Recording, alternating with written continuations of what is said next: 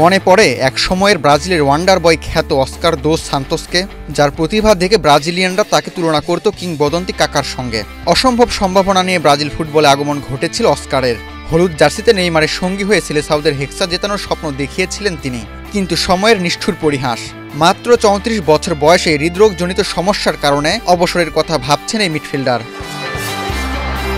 Sao পাওলোর হয়ে খেলার সময় অস্কারকে হঠাৎ আলবার্ট আইনস্টাইন হাসপাতালে জরুরি ভিত্তিতে ভর্তি করা হয়। সৌভাগ্যবশত তার অবস্থা গুরুতর নয় এবং বর্তমানে স্থিতিশীল। ক্লাব সভাপতি হুলিও কাসারেস জানিয়েছেন, প্রাথমিক পরীক্ষার ফলাফল ইতিবাচক। সাও পাওলোর সঙ্গে অস্কারের চুক্তি 2027 সাল পর্যন্ত, তবে তিনি চুক্তি বাতিল করে খেলোয়াড়ের জীবন শেষ করার কথা ভাবছেন, এমনটাই শোনা যাচ্ছে।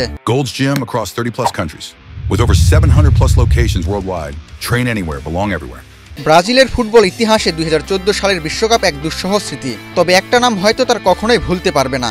11 নম্বর জার্সি পরিহিত অস্কার দোস সান্তোসকে।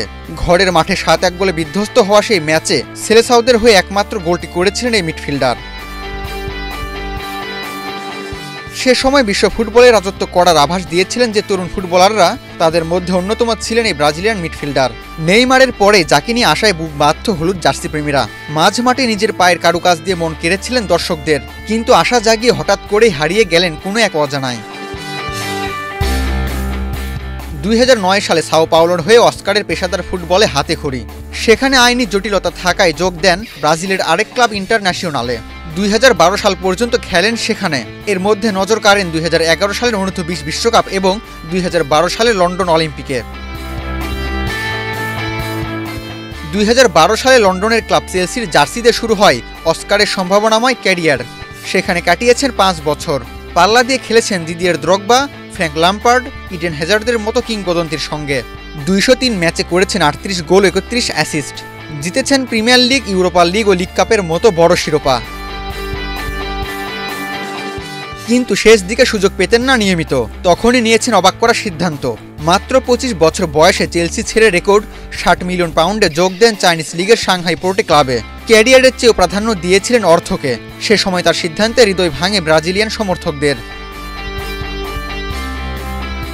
এরপরে চেলসিতে ফিরতে চাইলেও সেটা আর সম্ভব হয়নি। বিশ্ব মিডিয়ার কাভারেজ না থাকায় আর আলোতেও আসেননি অস্কার। 7 বছর খেলেছেন চাইনিজ লিগে। 2025 সালে পুনরায় যোগ দেন শৈশবের ক্লাব সাও পাওলোতে।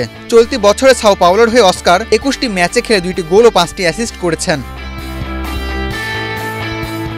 অস্কারের গল্প তাই এক এমন পরিপূর্ণ প্রতিভার, যিনি বিশ্ব জয় করতে পারতেন, কিন্তু ভাগ্যের মোড় ঘুরে সবকিছু থেমে গেল মাঝপথে।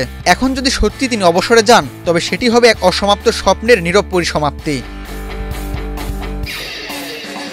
আবু তালহা, বাংলাদেশ প্রতিদিন।